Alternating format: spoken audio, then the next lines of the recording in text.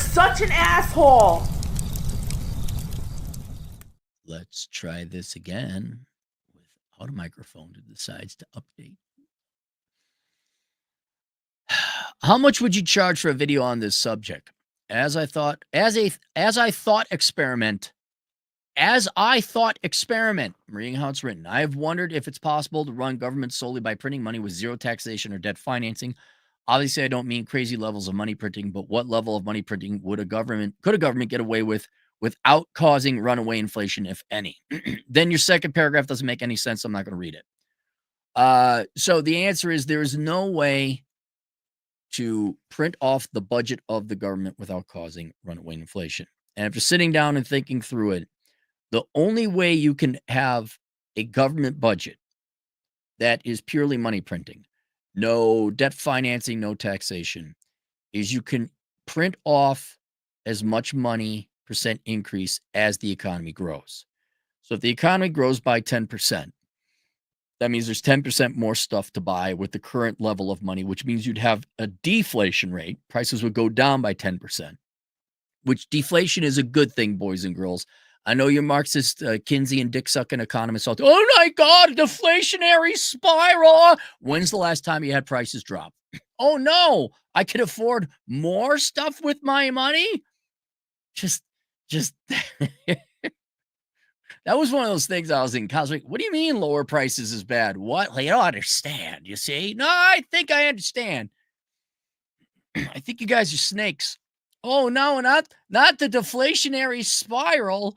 Oh, no, not a car for a brand new car for $5,000 or a house for $100,000. Whatever will we do? It's bad for the economy, don't you know?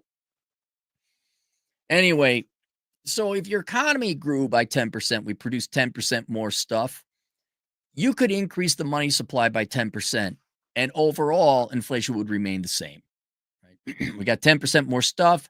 That allows you to print off 10% more money. Government prints more money, buys whatever it wants with it, roads, defense, single moms, kids, whatever it is, government spends some money on nowadays. And so you could get away with it as long as your economy grew by that much and you did not print off more money by which the economy grew. The problem is what happens when there's recessionary times? What if the economy contracts? Well, if the economy contracted by 5%, that means now the government's got to go out and get the money from the market and destroy it or hold it in reserves, kind of like a Federal Reserve in the actual functional use of the word and the name, and not let that money circulate. The problem, additionally, though, however, with that, in addition, like, well, how are you going to do that? You're just going to take people's money out of their bank accounts or what? Aside from how you do that, the issue then is, well, during recessionary times, the government just doesn't get any budget to not cause inflation. So taxation or debt financing is an inevitability, especially considering that a government budget, even really low, if you take state, federal, and local, the lowest you can get it is about 10% GDP. You're going to need at least one in every $10 needs to go things that we actually need: roads, infrastructure, defense, judicial systems, cops. I'd even say some regulatory agencies, because corpos are assholes. If you got rid of all the welfare and the Social Security and the veteran disability and all the major welfare redistributive ones, you're left with 10%. But 10%, that's economies don't grow at 10% every year, reliably anyway, let alone long term. And so taxation is an inevitability. But the whole thing without inflation, it doesn't exist. And what I think you're trying to figure out is there a way, not that it's going to be costless, but is there a way that we could do exclusively cash financing? No, you can't, because of the functionality of the economy. But no matter what, as long as the government needs some kind of money, which it does, and let's say it's the lowest is going to be 10% GDP, you are going to have to lose 10% of your purchasing power somewhere. I think purchasing power is the main thing to understand. And I went through 3 different scenarios where you can, well, is it taxation? Are we printing money? Are we borrowing money? Whatever it is, there's no getting around that government costs money.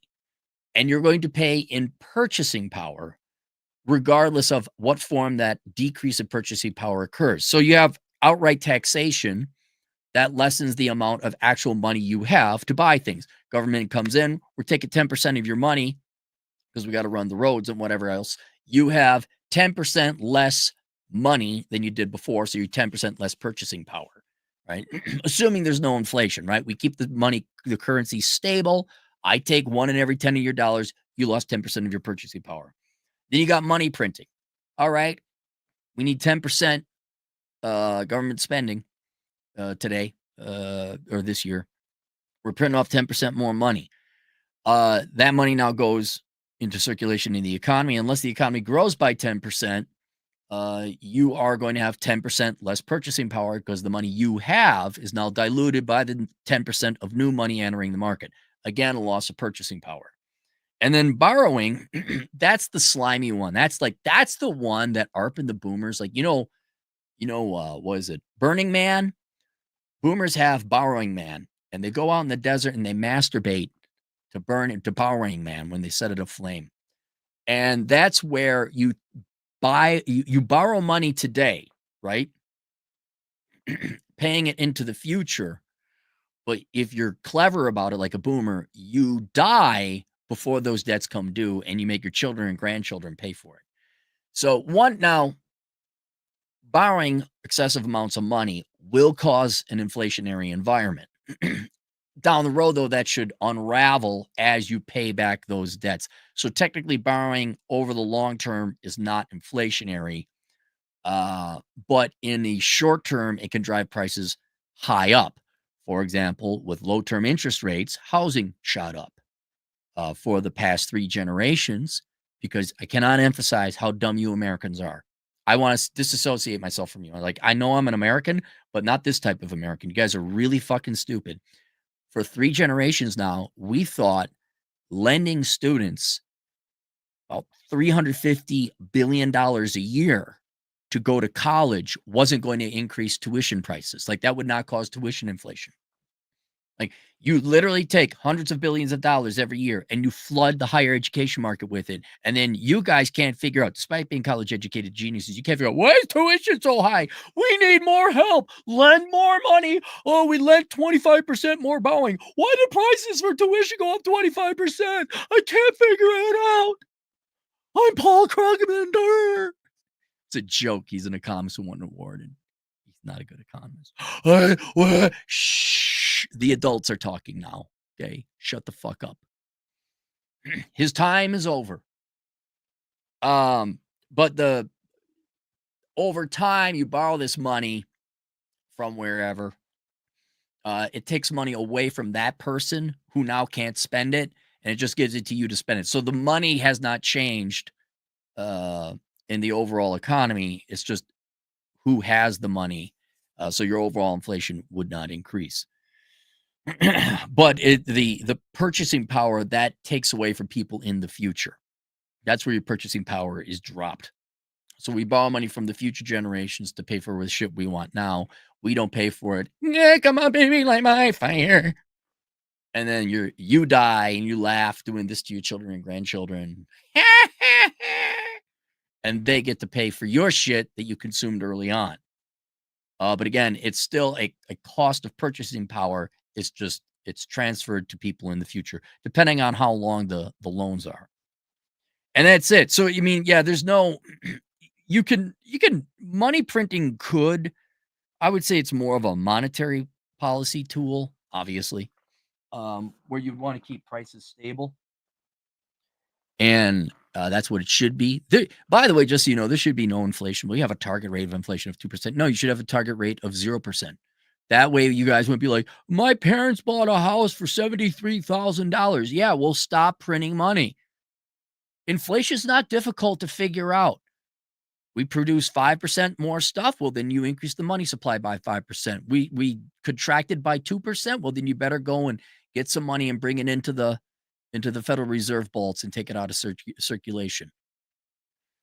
But people don't get that. But yeah, it's more or less impossible without causing inflation to print off money for state, federal, or local governments. You do have to tax people. Somebody has to give up purchasing power It's just how do you want to do it? It might be easier. We just accept that, yeah, we're going to have inflation of 10% a year. That's how it goes. I kind of don't like that because it mars price stability and makes traditional analysis and historical analysis a little difficult. Um, if we didn't have to adjust for inflation to make economists' jobs a lot easier, and then there wouldn't be this depressing, yeah, I remember back in the day. Yeah, I know, buddy, I know. I remember $5 footlongs too. But hey, you got your stimmy checks during the disease, didn't you? You got to get your student loan bailout. Sure, that's going to be costless. I'm sure rent won't go up at all. I'm sure you. I love how young people think. I'm gonna get a student loan bailout. We'll put off that. I got my stimmy check. Good, I got my money. Now I paid off my student loans. Stick it to you, taxpayers. And then people are just like, yeah, okay, now housing prices went up and you're just gonna pay more in rent. I wonder why healthcare went up. I wonder why tuition went up. They'll get their money back. You've just permanently increased prices forever until you take money out of the economy. All right. Super chats. You shoot your eye out, Frank. 2 Canadian. Economist Cappy's 2 cents on economist Mark Carney. I don't know who he is. I'd have to read his research. That would take forever. Here's the quick litmus test. Is his solution more of other people's money? Is he a socialist? That's all I want to know. That's it. I don't care if he's an economist. Is he a socialist? Is it, I want more of other people's money because I want to be the popular economist to tell everyone that they don't have to work. Is that him? Is that it? Is that the guy? Then then his name doesn't matter. He's just another socialist Keynesian economist with more government money. There's a billion of him. But if he's unique or different, and even then, if I don't see much excitement on the other side of economists. Like, oh, we're not for the government money. We're for people working. Well, yeah, that's common sense. Okay. Economics shouldn't be exciting. It really shouldn't be more than a 2-year degree. There's not much more complicated to it than that. So I don't know what. Oh, wait. I thought Paul Krugman won the Clark Medal, didn't he? How did he win did he win a Nobel Prize in economics?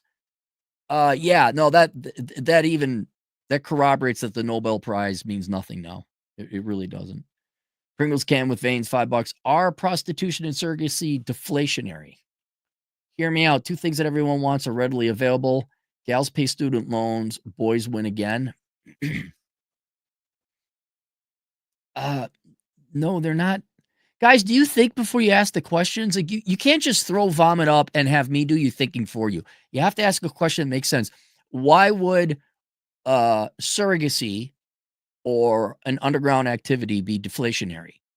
2 things that everyone wants are readily available. Gals pay student loans, boys work and win again and win.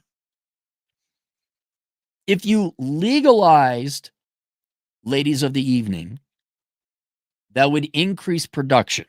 That would increase value. And then you would get men likely to work more. If that's the question you're asking, and if you did not increase the money supply, you would have higher GDP with an increase of production, both on women providing that service and men working and producing more stuff to pay for that service. That would be deflationary. If that's what you're asking. Like if we legalized it and men would be motivated by sex and they went out and produced more, yes, you would have an increase of GDP without an increase of money. Your production is one half the equation, but for now, in the United States, I would almost wholly throw out production in your analysis of inflation. It's almost always about borrowing money and printing off more money now.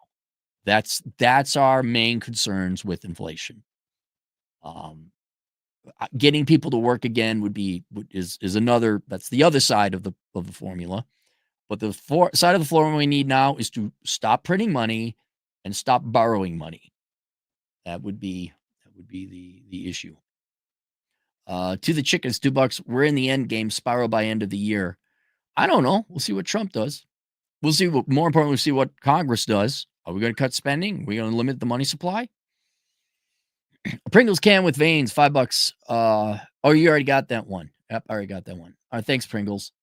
Okay, that's it. Questions, answers, assholeconsulting.com. See you guys later. Toodles.